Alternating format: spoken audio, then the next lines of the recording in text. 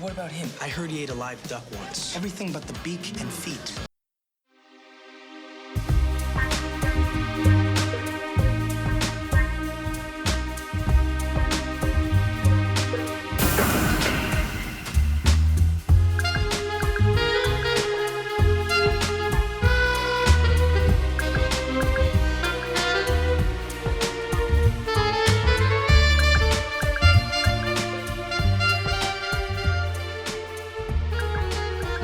Hello, welcome to Cynic Critique, where we get real with cult films. I'm your host Brian, and I'm here with my brother and co-host, my bro-host, Thomas. Hello. This week we're looking at modern great rom-coms celebrating their anniversaries this year. 1999's 10 Things I Hate About You, 2004's Garden State, and 2009's 500 Days of Summer. Do you want to start us off? Yeah, 1999's 10 Things I Hate About You. Would any of you be interested in dating Katarina Stratford? Maybe if we were the last two people alive, and there were no goats. Are there goats? Directed by Gil Junger, written by Karen McCullough and Kirsten Smith, starring Heath Ledger as Patrick Verona, Julia Stiles, Kat Stratford, Joseph Gordon-Levitt as Cameron James, Larissa Olenek as Bianca Stratford, and the synopsis off IMDb is a high school boy, Cameron, cannot date Bianca until her antisocial older sister, Kat, has a boyfriend. So Cameron pays a mysterious boy, Patrick, to charm Kat. I know you like this one, so... Yep, I think this is a fantastic film. It's what started to become popular around this time. I'm not sure if this is the first, but adapting Shakespeare into teen dramas. And this is based on William Shakespeare's Taming of the Shrew. Yeah. Also, the soundtrack to this is just phenomenal from the get-go. It's just hit after hit after hit. It's one of the best soundtracks films I've got, I think. Really? Yeah. Alright. Couldn't tell you a song that was in it. Really? I know it's famous. The second song that plays is the opening theme song for Freaks and Geeks, which was a TV teen drama series of the same year as this. Yeah, because it was Jam Jet. Bad reputation. Yep. This was also Heath Ledger's first American film. Yeah. And I think the first of 2 or 3 Shakespeare adaptations starring Julia Stiles. That's right, it was the first of 3. 3? Yeah, because she did Hamlet in 2000, which had Ethan Hawke. Oh, right, I've not seen that one. And then she did Othello, which was Othello. Yeah, in 2001, which also had Andrew Keegan, who was in this movie. Yeah, he plays Joey Donner. Yeah. I didn't realise that they were pretty much a year apart. There was 3 films either. Yeah, it's like a really weird Shakespeare trilogy in which Julia Stiles doesn't reprise the same character in any of them. Yeah, I mean, we've got some other great side characters in this. We've got David Krumholtz as Michael Ekman in this. Yeah. He's like Cameron's friend and introduction around the school, isn't he? Yeah. He was a good character. Yeah, and I can't think off the top of my head what else she's in, but Alison Janney plays Ms. Perky in this film. Pops up in quite a few comedy stuff. I can't think of any of her seminal roles or anything, though, sadly. No. But she plays a teacher in this that appears to be trying to write an erotic novel. Yeah. And when we're introduced to her in her office, behind her in the window, it's like a stained glass window, and it's the workings of a women's sex organ designed in the pattern of stained glass, which I thought was quite funny. What I found quite funny personally was Joseph Gordon-Levitt's character name of Cameron James. Okay. Yeah, being an obvious play on James Cameron. Yeah. And I don't know why. Of all the directors to pick, I don't know why you did. No, I never worked out either. They could have done Alan Woody for Woody Allen, because he, I think, kind of reinvents the modern rom-com with Annie Hall and some of his other films, you know? I don't know. And I'm just saying that would make a little more sense than deciding to name it after James Cameron. Yeah. There's a lot of Shakespeare references in this. Is that? There's a good amount. I'm not going to go through them all. He's based on Shakespeare. Yeah, I know, but there's references to some of his other plays and works, and even images of him in lockers, I think, at some point. And there's pictures of him all over, if I'm right. And it's quite obvious when they choose to use some Shakespeare dialogue. Was it? Yeah. Although not all of it is Shakespeare, and I never made note of where it's from or what the lines were now, but there's some from another playwright mentioned in here. Right. And I can't remember what they are. But the humour of this, I think, done really well. Yeah. This is the shaping of the, I would say the modern rom-com, but I just said that for Woody Allen. But this certainly shapes the teen rom-com, I think. Yeah. That going forward from here on in quite a good way. And it also was one of the films that clearly brought about the idea of reimagining Shakespeare for like modern teen audiences as well. Because after this, we've got the 2 you mentioned. There's also She's the Man, which is based on Twelfth Night. It's the same one. It's written by Karen McCullough and Kirsten Smith as well. Right. So they clearly found something they wished to do more of. Yeah. I said this was Ledger's first film.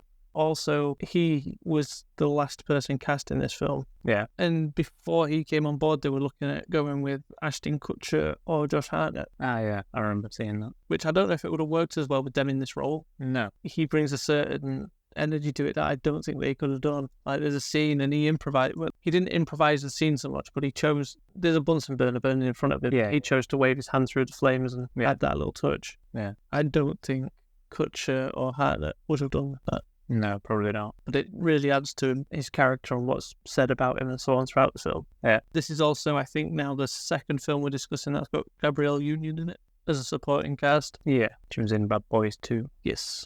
I thought with this that how old was she in Bad Boys 2? Well, she's clearly not as young as she looks in this film. Yeah. And Larissa Olinek, who's playing Bianca Stratford, which is the love interest for Joseph Gordon-Levitt in this, had previously played one of his love interests in the TV show that pretty much made Levitt famous, which was Third Rock from the Sun. Yeah. With John Lithgow. Is that the one with French Stewart? I think he was in that, yeah. I think he was the older brother. I don't know. I didn't watch it. This was also done on a budget of $13 million, estimated that is anyway. And it had a global gross of $53,686,594. Right. So you say you should double the budget for Marketing.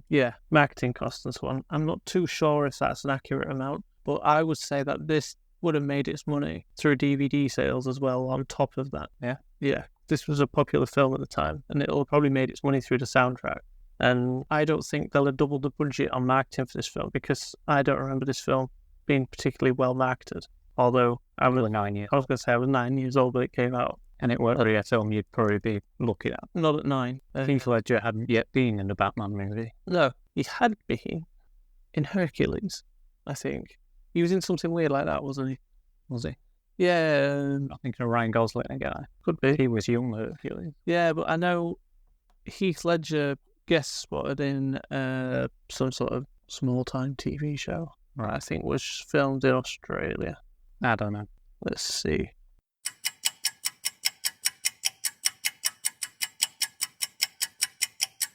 Oh, it was a TV series called Raw. It lasted for 13 episodes. Right. And he was in Home and Away. Awesome. Like every other Australian actor. It's not our neighbours, isn't it? Is there anything you want to say about this? Just to link back to Bad Boys again, the director did the movie Black Knight with Martin Lawrence. All right, yep. I remember that. Yeah. He also worked on the short-lived television series Two Guys and a Girl, A Pizza Place. Ah, the film that made Ryan Reynolds. The show that made Ryan Reynolds, yeah. What did I say? Film. But yeah, he did a couple episodes of that. He also did the series of 10 Things I Hate About You. It made it look like he'd done every episode, but I think he might have been on as possibly showrunner or something, creator or co-creator or something. And then he did a movie, 10 Things I Hate About Life, which is... Like he's trying to cash in on the film. Yeah, because it's not a sequel, but some people try and say it's like a weird Anthology. like late sequel or something, I don't know. But it's not. That had some legal issues around it. Okay. Casting it. Not good. I weren't invested enough. Right. I particularly enjoyed this film, though. I think the romance is... Well, I don't think the romance is actually in the forefront of this. I think the humour is, and the character interactions, more than the actual romance elements. Yeah. And something I think all three of these films we're discussing today have in common that they say not many rom-coms focus on it, but I was trying to think of all the good rom-coms, or the rom-coms that I like anyway. Yeah. It's the male character at the centre of them. Like here, it's more Cameron's story, even though I guess Julia Stiles and Heath Ledger seem to take the centre stage. It is mostly about Cameron trying to get Bianca. Yeah. And then if you look at other films like Serendipity, that's more about John Cusack. Same with Muscle of Dogs, that mostly follows John Cusack. So what you're saying is you need a good rom-com that someone can, the male audience might like, and you need John Cusack or Joseph Gordon-Levitt. Because even in Pretty Woman, it's mostly around Richard Gere. Right. You know? I haven't seen it. Okay. But you know what I'm saying? Yes. Right. I just don't believe that in a rom-com the woman seems to be the centre point of the film. Well, she's not usually. Yeah, but I've seen films, say, for 500 Days of Summer and Garden State even, and a few other rom-coms that, oh, this is a nice one. It's rare to see them focused around the male character. All right. But they all seem to be focused around the male character more often than not. But maybe it's because I'm watching it as a male. So it's like through my own eyes. Yes. You know what I mean? No. That you're more likely to try and look for similarities between the male characters than you are a female character as a male audience. Right. Anything else you want to say about this? No. Nothing at all? No. Okay. Do you not like it? It was okay. It was okay. I remember watching it when I was younger, and I remember enjoying it. On a rewatch, I didn't really get much out of it. Remembered it too well? No. Well, I personally think it's still great and holds up really well. Okay. Like I said, I think the humour hits, the characters are fun. I mean, this had a feminist in its lead spot with Julia Stiles' character of Kat before they became really popular in rom-coms and other films and TV shows. Right. I'm not saying they didn't exist, but it's cool. Okay. Okay, I get the idea. I'll move on to Garden State then. Yes. You know that point in your life when you realize the house you grew up in isn't really your home anymore? That idea of home is gone. Maybe that's all a family really is. A group of people that miss the same imaginary place. So now we're on to 2004's Garden State, written and directed by Zach Braff, starring Zach Braff. It also stars Natalie Portman, Ian Holmes, Peter Sarsgaard, Michael Weston, and the synopsis as IMDb has it, a quietly troubled young man returns home for his mother's funeral after being estranged from his family for a decade. So what do you want to say about this one? I do actually like this one quite a bit. You make it sound like you didn't like 10 Things I Hate About You. It was okay. Wow. So enthusiastic about it. These aren't my sort of films. No, I do like this. I think Zach Braff gets a really good balance of comedy and drama, and I may think he got that from doing Scrubs, even though he's only been on that 3 years. It does all that quite well. And I always like to see Peter Sarsgaard in something. Yeah. He just looks so bored all the time. He's great in The Batman. This was before he was in a Batman movie. Yep. I'm just checking right. No, there's no. Because you could have said the same about the last one with Joseph Gordon. Yeah. Just before he did a Batman movie. I just thought you were going to say that on 500 Days or something, just so you could say it for each one. Yeah. I was thinking. I'll be honest, Joseph Gordon-Levitt and Sarsgaard are actors that I was already following the careers of ever before they were in Batman films. Yeah. What I particularly like about Garden State, though, is the fact that it's the making of it. This had a budget of $2.5 million. Yeah. It went on to gross $35,825,316 worldwide. That's quite a profit, but the amazing thing about that $2.5 million budget is, I don't know if you've seen this anywhere, when Zach Braff was trying to get this made, Natalie Portman had already said yes to doing it, but no studio was interested in doing it at all. Yeah. He eventually found someone wanting to get into the film industry and entertainment business. I think they'd been in real estate or something like that, or investments prior. Yeah. And he just outright gave Zach Braff $2.5 million to make this movie. Yeah. Which is a pretty big gamble. I'm right. Is this one where he actually has a part? Yeah, I think he's someone in the restaurant in the beginning. I think he plays a part. Yes, he does, and I can't remember what character he is in it. But you don't really have a proper character name or anything, but he is. Yeah, I can't remember where he appears. He's in the restaurant at the table. But he's called Gary Gilbert, and he's gone on to produce other films now, which I never made a note of. Maybe I should have. Also, there's Jim Parsons in here playing a character called Tim, and this is before he was in The Big Bang Theory. People will know him as Sheldon from The Big Bang Theory. Yeah. So what is it about this film you particularly enjoy? I do enjoy watching Zach Braff going about in the daily life in the film. Okay. I could just watch the characters, I think, in this film. After the film would finish, you kind of want to stick around, see where it goes from there, because it don't really, well, it ends, but I mean, like, feel like you've followed them for that amount of time. Then... Yeah, I mean, this is only the course of 4 days. Yeah. I want another 4 days. Which is something else quite surprising. It was originally going to be called Large as Arc. Yeah, he had a lot of odd titles, if I'm right, as well. Just Large, I think. Yeah, and everyone was like, I don't understand this title. Yeah. But Large is part of his surname, and this is called Andrew Largeman. Yeah. And Natalie Portman is son. Yeah. But it mostly focuses on Andrew coming to grips with his depression. Yeah. Or what he calls in the film mostly a numbness. Yeah. There was a traumatic accident early on in his childhood, it seems like, an accident where his mother nearly died. And his dad seemed to blame him for it. And his dad was a psychologist, was it? Yeah. But he basically makes himself Andrew's psychiatrist and puts him on meds against his own will, really. And finally now when he returns home and starts bonding with the people he hadn't seen for them years he's been gone, because he realised maybe he shouldn't be on it. Yeah. What's weird about this is I remember Jim Parsons having a bigger part than he had. Yeah, I think But it's such a small I think piece. it's because at the time you recognised him. I think we might have both watched this after Big Ben 2. Yeah, maybe. And I think we both recognised him, and in your head you kind of think he played a bigger part. Yeah. Method Man also has a part in this film. Yeah, it was a strange appearance. Which Comes out of nowhere. Well, I don't know about that, because it looks like he belonged there in the film. I meant being in it. Oh, yeah. Yeah, there is an odd shout. Like the previous film, though, this has a killer soundtrack. It's just stacked with like a lot of indie hits from around the time it was being made. It managed to get Coldplay before they were... Yeah. It was just before, I think, the Parachutes album actually released, which was their debut album. Want that? Oh, yeah. Your 3 Coldplay song limit that you have. Yeah, it's needed. Oh, I had mentioned Scrubs earlier. I just want to say Michael Weston was in season 6 as Private Brian Dancer. He was a memorable character. It's Scrubs. Well, he's a memorable character in this. He was the now police officer. Oh, yeah, he's Kenny in this. And he's great. And he's in a film that I'm hoping we get to discuss at some point on this podcast as well, called Pathology. Yeah. I don't remember him in Scrubs. Private Brian Dancer. If I'm right, he lost his memory. Oh, yeah. Yeah, that's probably why I don't remember him. Yeah, bandages around his head for a lot of it. Yeah. I thought you'd remember him because his name was Brian. I remember everyone with my name. Spelt with an I, so it's not like your name. Yeah.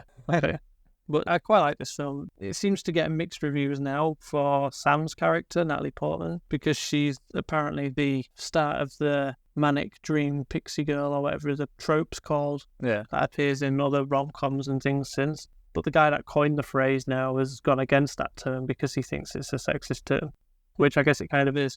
But it was basically the point that it's written as a male fantasy character. All right. But when men are writing fiction, or when anyone's writing fiction, the love interest is most likely going to be a fantasy of that author's perfect person kind of thing. Yeah. So it just seems like a strange thing to call out on, I'll be honest. And Natalie Portman was really looking forward to playing this character because, in fact, that's one of the reasons she signed on. She was like, oh, I like this character.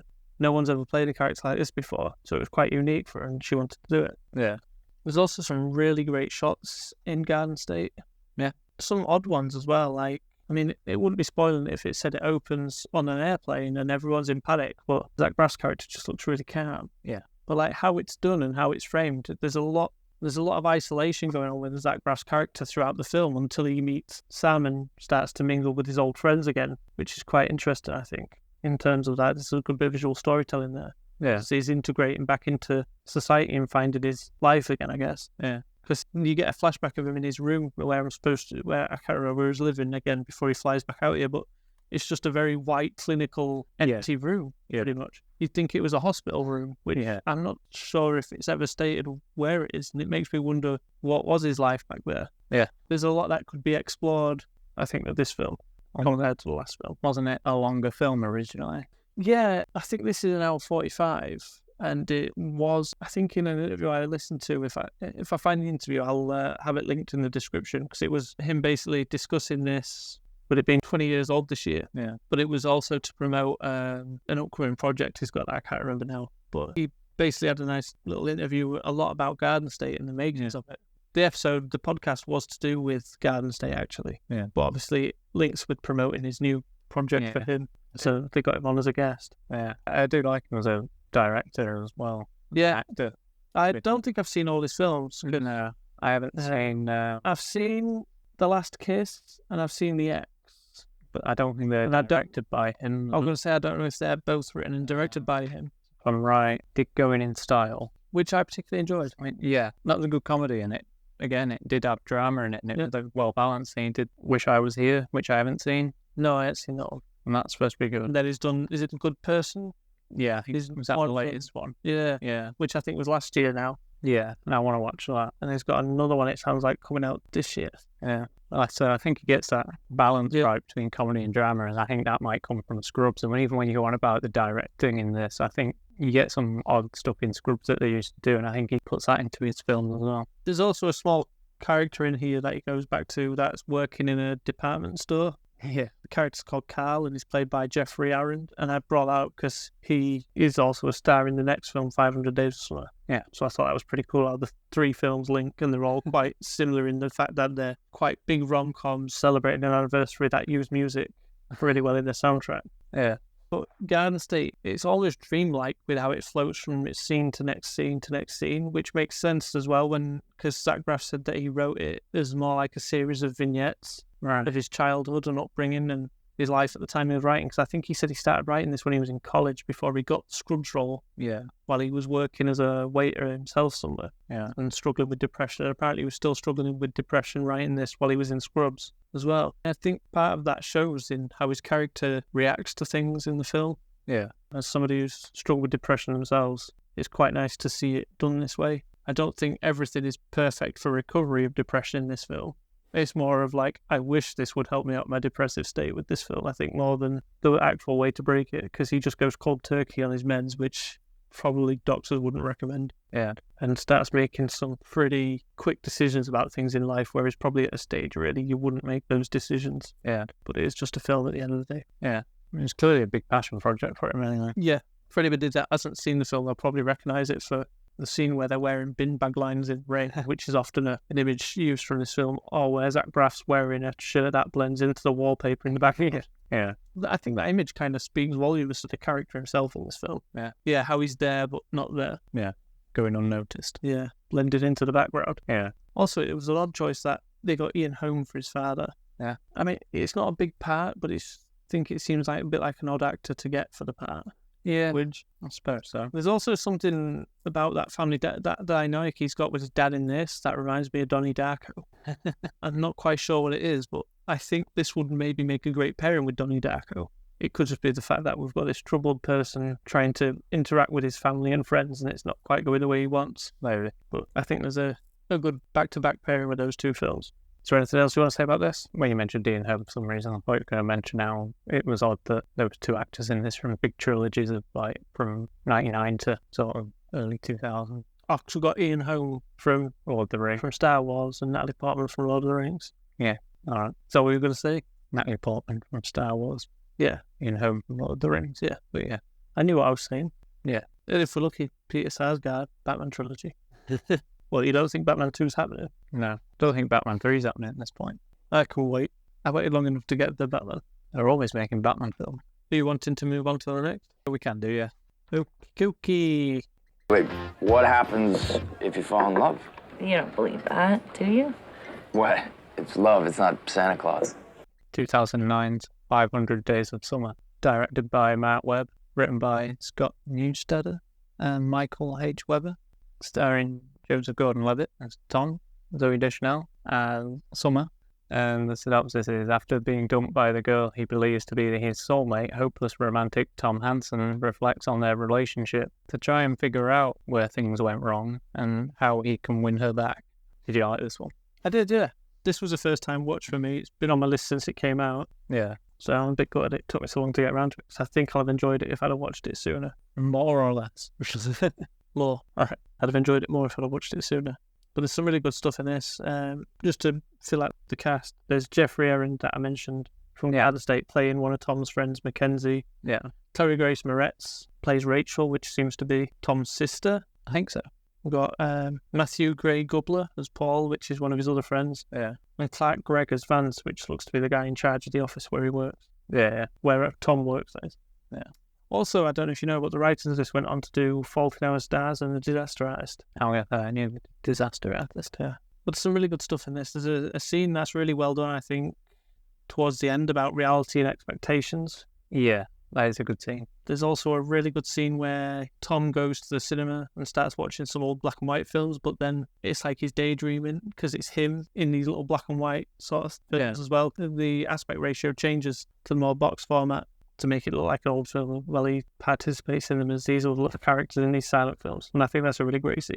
Yeah, there's a lot of good stuff like that in it, to be fair. Like the odd bit where it goes into animation and so on. Only for a little bit, yeah. Yeah. It's not great lengthy pieces of animation. No, it's like little... No. Yeah, they're not great lengthy pieces of animation. They're just little bits. Because Tom seems to want to be an architect.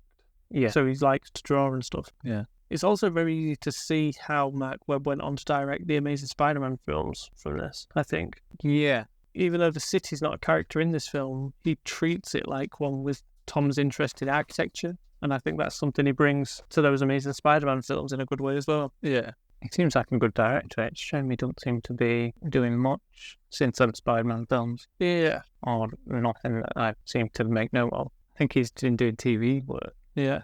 Which is a bit of a shame. I've also seen this be called a post-rom-com or something like that. Yeah. Which I don't know if I like the term, but I can see why they're trying to label it as something different from a rom-com. Yeah. I don't know if you noticed, but the film's got quite a blue colour palette. Yeah. I'm assuming you know why then. I think they said it was to bring out her eyes. Yeah. That's Zoe Deschanel's eyes. Yeah, which I thought was a bit of an odd one. Exactly, you try and contrast. But maybe that's just me. But this is another one of them films for your Blacklist. Oh, right, okay. It was on 2006 Blacklist, this one. Wow, so, okay. 3 years then. Yeah. Well, I'm really curious now how many films we've covered that are on that list. Yeah. Neither was mentioned, but is narrated by Richard McGonigal. Not sure how to pronounce it. He's probably known for voicing Sully in the Uncharted games. Okay. And just for you, I'll mention that he voices Carmine Falcone in the Telltale's Batman. Right. Yeah. In this, it felt like he was doing a Morgan Freeman impression. I'm not so sure if the narration was needed in this, but I like narration anyway, so... And it didn't break the film like some can. No. I think usually it's usually a character within the film, but... Yeah, not this time. No, just some guy. Makes you wonder if they actually wanted Morgan Freeman to reprise his God role. It's like him from a book. Well, that would have changed the film entirely, wouldn't it? Yeah. I think this is the most successful film in terms of box office gross as well. Yeah. That we're discussing, yeah. Yeah. Although Garden State did do very well, actually. This had a budget of 7.5 mil estimated, apparently. All right. I think grossed $60,801,288. Wow. US dollars for all of these. For some reason, it doesn't like to give you it in pounds. No. But again, this is another great soundtrack. There's a few Smiths songs in here because that's kind of the link that brought the two leads together, isn't it? Yeah. Listening to the Smiths, and yeah, they are a great band. Speaking of music, the people who did the score, there were two people, Rob Simonson and Michael Danner. Right.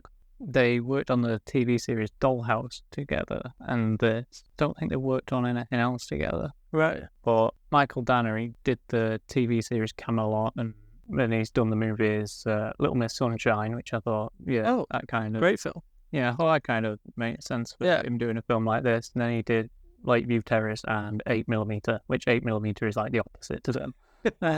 Lakeview Terrace is a great film as well, though. But Rob Simonson, he's done quite a few like indie stuff. Yeah. Going in style. Okay, which we just mentioned. Yeah. Zach Braff. Yeah, because he also did Wish I Was Here.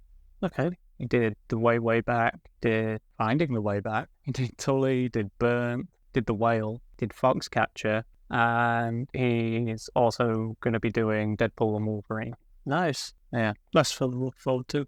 Yeah. Just thought I'd mention that while we're on about music. Don't blame you. I'm quite surprised how small a part Chloe Grace Moretz had in this, but I'm trying to think when Kick-Ass came out, because Kick-Ass was 08 or 09, so there's a chance she was signed on to this before she became a big star. Kick-Ass 2010. I'm not sure, that's what I'm saying. And yeah, Kick-Ass was 2010. Right. Thought so. About a year after that. Yeah. Well, it makes sense then that she's not a big part. Imagine trying to make that role bigger. What, the one in Kick-Ass?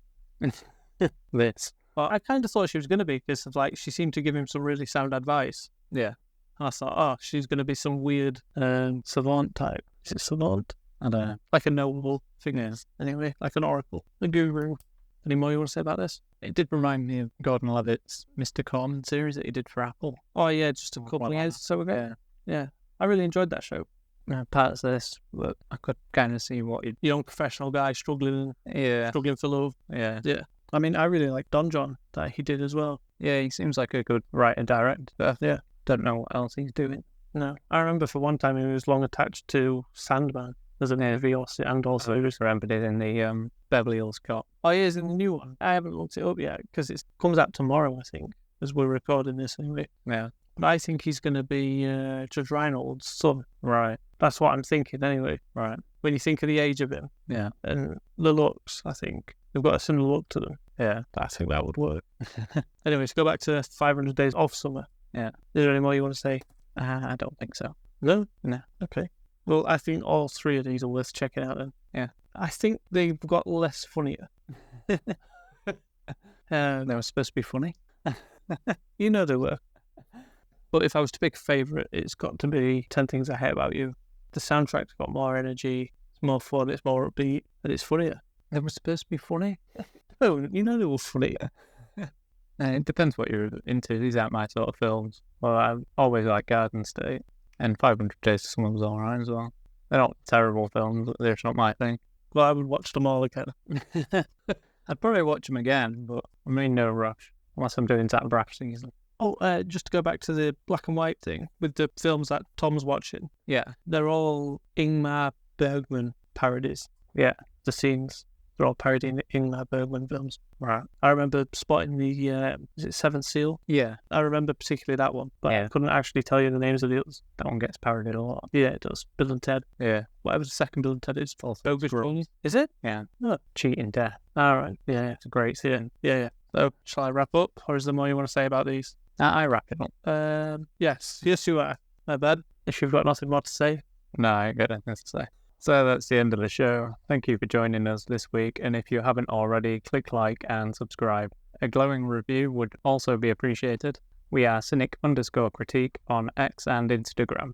Links to those and more can be found in our show's description. And remember to join us again next week as we unearth more gems from cinema's depths as we gear up for Deadpool and Wolverine and discuss the Wolverine trilogy, 2009's X-Men Origins Wolverine, 2013's The Wolverine, and 2017's Logan. Thank you. Goodbye.